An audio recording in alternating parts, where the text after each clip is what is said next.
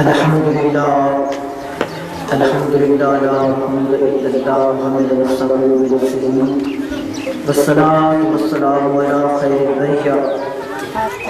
والصلاة والسلام علی جمیع الانبیاء والمرسلین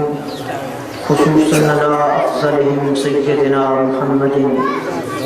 خاتم النبیین امام الاولین والآخرین وعلى آلہ الطیبین الطاہرین واصحابہ الکاملین والشہداء والصالحین اما بعد فقد قال اللہ تعالی فی القرآن المجید العظیم الذین یتبعون الرسول النبی الأمی الذی یجدونہ مکتوبا عندہم فی التوراۃ والانجیل یأمرهم بالمعروف وینہاہم عن المنکر ویحل لهم الطیبات ویحرم علیہم الخبائث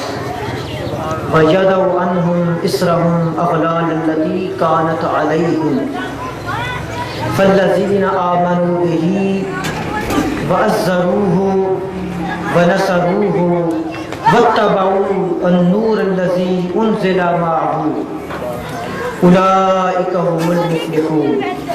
صدق اللہ العظیم وصدق رسولہ النبی الکریم اما بعد فقد قال اللہ تعالی فی شان حبیبہ ومحبوبہ فی القرآن العظیم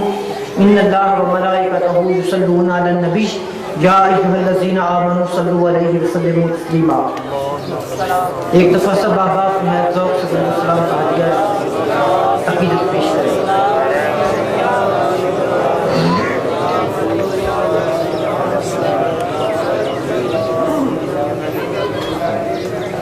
میرے نہایت معزز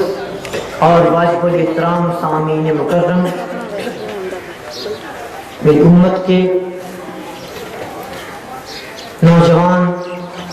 نوجوانان ملت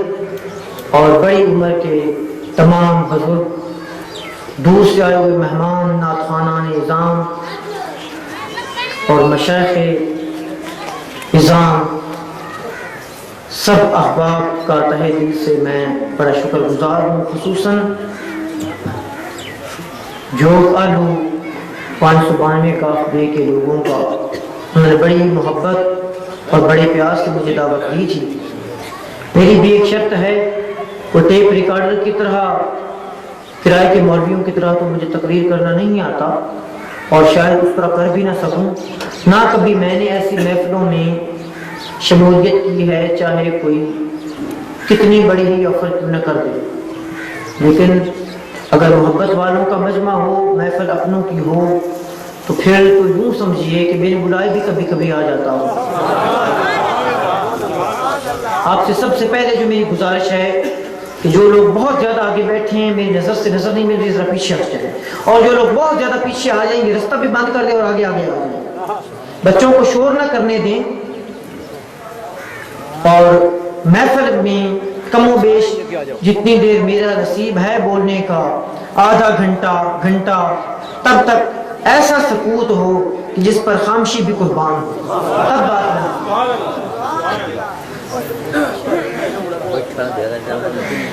عزیزان مکرم،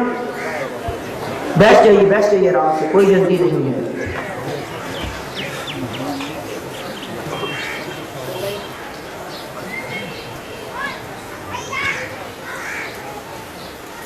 میں جس پلیٹ فارم یا جس خانقاہ کا نمائندہ ہوں، یہ میرے فرائض منصبی میں شامل ہے کہ میں کسی رٹے رٹائے تقریر کو یا کسی بنی بنائی کیسٹ کی طرح کہ ٹیپ ریکارڈر میں لگایا، بٹن آن کیا، شروع ہو گیا، کوئی سنے یا سنائے۔ علماء کرام کا فرض ہوتا ہے کہ 1 گھنٹہ انہوں نے زبردستی اپنی باتیں آپ کے کانوں میں دھکیلنی ہی ہوتی ہیں، دوڑے سنا کے دھکیلیں یا مائیں سنا کے دھکیلیں۔ فقیر کا یہ پروگرام ہرگز بھی نہیں ہے، نہ دوڑے سنانے کا نہ مائیں سنانے کا۔ میں ایک مشن لے کے آتا ہوں اور مشن میرا ہے القرآن والحدیث۔ مشن آپ تک پہنچانا ہے، قرآن میں آپ تک آیا ہوں، آپ نے اپنے عقائد کو کس طرح درست کرنا ہے اور اپنے اخلاقیات اور اپنے اعمال کو درست کس طرح کرنا ہے تاکہ دنیا میں بھی اچھائی سے گزرے، اور آخرت میں بھی ہم شرمسار نہ ہوں۔ یہ ہے میرا پروگرام، نہ کسی پہ کوئی اعتراض، نہ کسی پہ کوئی تنقید، نہ کسی کو برا کہنا، نہ بھلا کہنا، سب کا اپنا اپنا مقصد ہے، سب لوگ اپنا اپنا فرض ادا کرتے ہیں، ہمیں بھی چاہیے کہ ہم اپنا فرض ادا کریں۔ میرے مخاطبین تمام امت مسلمہ ہے، نہ کہ شیعہ، نہ وہابی، نہ دیوبندی، نہ اہل سنت والجماعت، نہیں، کچھ نہیں، سب لوگ میرے مخاطب ہیں۔ میں سب سے مخاطب ہوں، بات کروں گا اللہ کے قرآن کی اور سرکار دو عالم صلی اللہ علیہ وآلہ وسلم کی حدیث کی۔ بات کر رہا تھا میں کہ انگریز نے جب اس دھرتی میں قدم رکھا، بر صغیر پاک و ہند میں، اس کو ایک مسئلہ جو سب سے پہلے درپیش آیا وہ یہ تھا کہ امت مسلمہ کو کسی طرح بھی زیر نہیں کیا جا سکتا، نہ ان کے دل سے نبی علیہ الصلوۃ والسلام کی عقیدت اور محبت کا بیج جو ہے وہ نکالا جا سکتا ہے۔ تو پھر ان کے معززین، ان کے انٹلیکچوئل، ان کے تھنک ٹینک، سوچنے والے سارے بڑے مل کے بیٹھے اور انہوں نے یہ فیصلہ کیا کہ ایک حل ہے، اگر امت مسلمہ کے دل میں نبی علیہ الصلوۃ والسلام کے بارے میں شک کا بیج بو دیا جائے، یعنی یہ جھگڑا پیدا کیا جائے کہ سرکار نور ہے کہ بشر ہے، سرکار حاضر ہیں کہ ناظر ہیں کہ نہیں ہیں، یا سرکار صلاۃ و سلام سنتے ہیں کہ نہیں سنتے ہیں، یا رفع یدین کرنا چاہیے کہ نہیں کرنا چاہیے، صلاۃ و سلام پڑھنی چاہیے کہ نہیں پڑھنی چاہیے، تو پھر مقصد حل ہو سکتا ہے۔ اور دیکھیے وہ اپنے مقصد میں کامیاب ہو گئے، آپ اپنے مقصد میں ناکام ہو گئے، آپ